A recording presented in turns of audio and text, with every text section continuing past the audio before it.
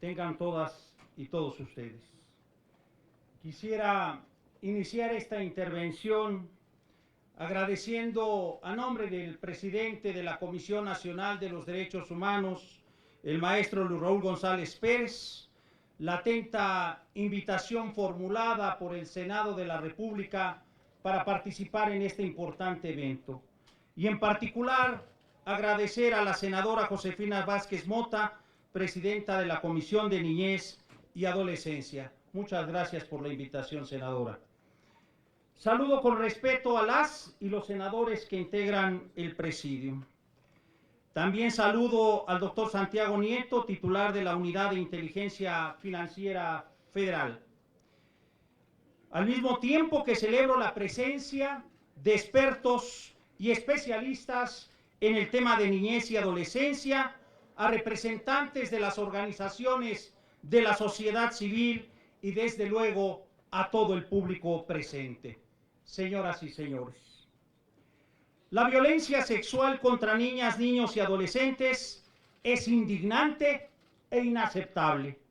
Aunque las víctimas logren tener acceso a rehabilitación, los daños que genera en sus vidas son permanentes e irreparables. Las huellas del abuso del poder y de la transgresión a su cuerpo y dignidad tienen efectos determinantes en su desarrollo integral que muy difícilmente pueden ser superadas. Se trata de un problema de gran complejidad, pero no es imposible prevenir y combatir. Todavía tenemos mucho que hacer, pero es el momento de hacerlo diferente, con una perspectiva y una lógica completamente distinta a la que hoy todavía prevalece. Esto es, reconociendo que niñas, niños y adolescentes son sujetos de derechos y por tanto tenemos que prepararnos para ello. La Ley General de Derechos de Niños, Niñas y Adolescentes reconoce su derecho a vivir una vida libre de toda forma de violencia. Y el artículo 12 de esa norma general obliga a toda persona que tenga conocimiento de alguna violación a sus derechos a denunciarlo inmediatamente ante las autoridades competentes. No existe excusa ni justificación para no hacerlo, pues ese reporte o denuncia puede ser la diferencia entre una oportunidad de vivir plenamente o ver truncadas sus expectativas de desarrollo o inclusive su vida.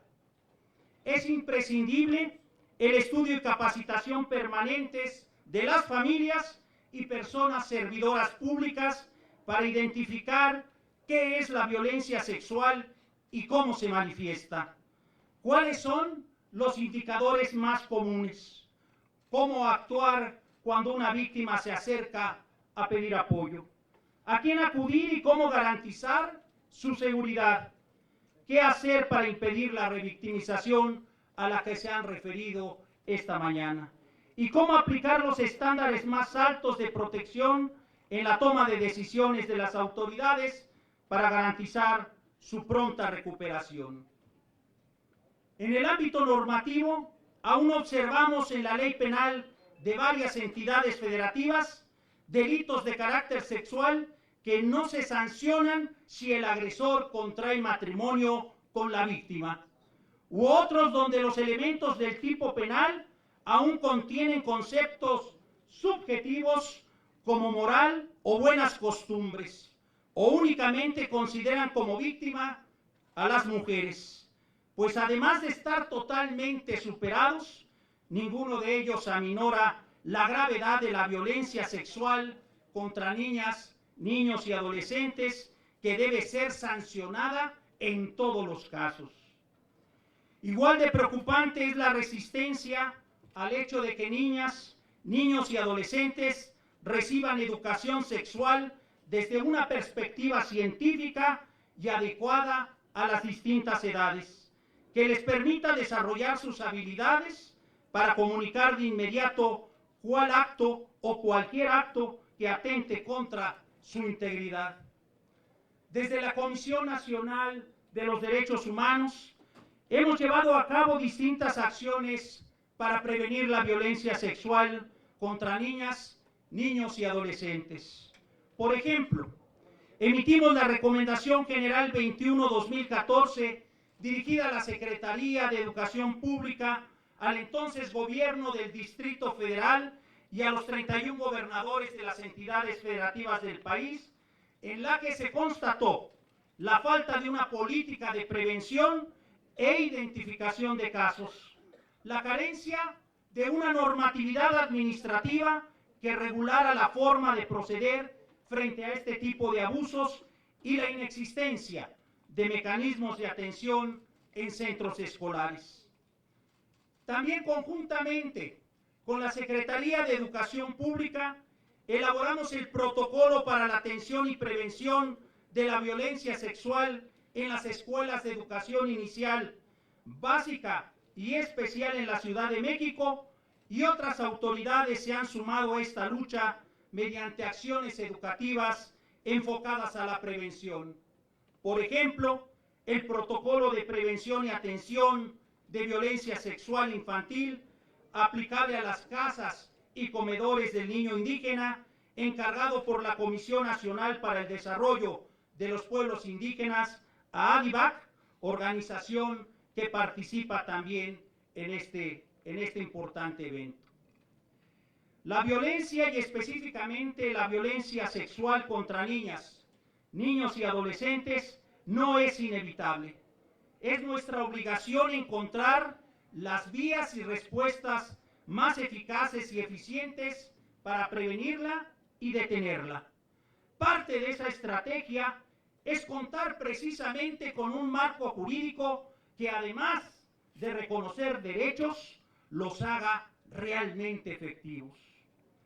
La Comisión Nacional de los Derechos Humanos considera que para prevenir, atender y eliminar la violencia sexual contra niñas, niños y adolescentes, es prioritario promover, entre otras, los siguientes cambios legislativos que constituyen retos en efecto legislativos. Primero, revisar la legislación federal y estatal para asegurar que la violación sea penalizada en línea con los estándares internacionales.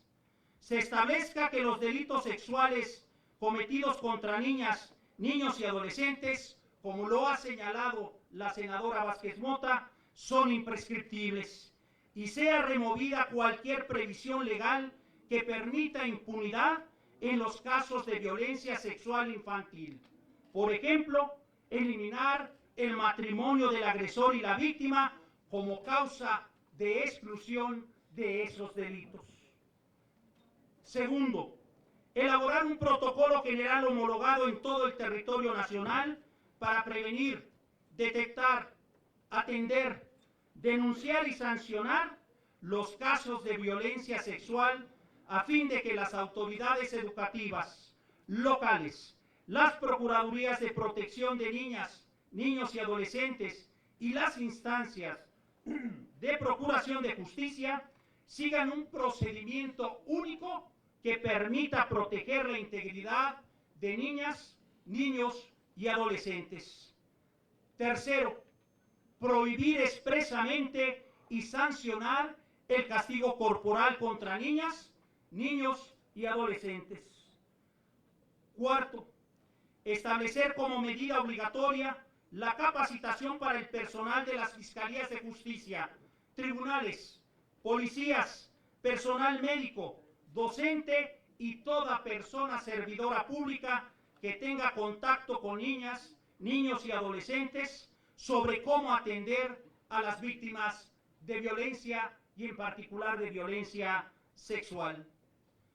Quinto, establecer mecanismos seguros, confidenciales y accesibles para que niñas, niños y adolescentes, sus representantes y otras personas puedan denunciar a las personas, puedan denunciar en efecto la violencia contra las personas menores de 18 años e incluir en todos los niveles educativos programas de educación sexual para niñas, niños y adolescentes adaptados, como se ha mencionado, a las diferentes etapas de desarrollo.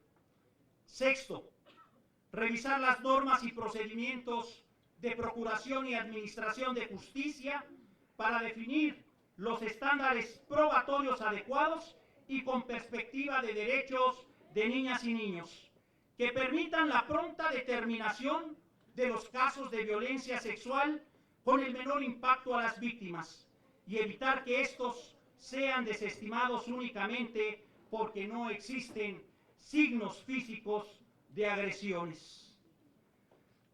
Séptimo, diseñar un modelo de atención integral para víctimas de violencia sexual que contemple medidas para la recuperación y facilite su reintegración a su entorno familiar y social, que cuente con personal especializado y con una infraestructura adecuada para la atención de las víctimas. Y finalmente, octavo, entre otras tantas medidas que se pueden tomar, impulsar, como de alguna forma ya se ha descrito esta mañana, impulsar la autonomía de las Procuradurías de Protección de Niñas, Niños y Adolescentes a efecto de que se les dote de los recursos necesarios para el ejercicio de sus atribuciones e incrementar la eficiencia de su operatividad. Concluyo. Podemos detener la violencia sexual contra niñas, niños y adolescentes. Comencemos por erradicar toda disposición normativa e interpretación que pueda dar lugar a la impunidad y la indiferencia, y transformemos el marco legal en una herramienta para la defensa de los derechos humanos de las víctimas.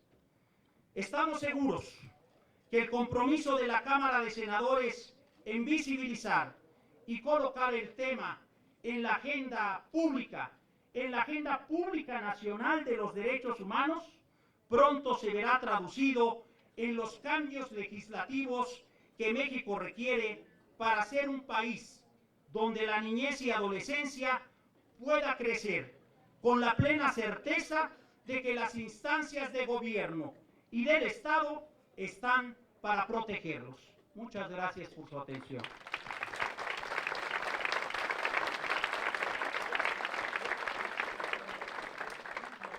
Muchas gracias, licenciado. A continuación, para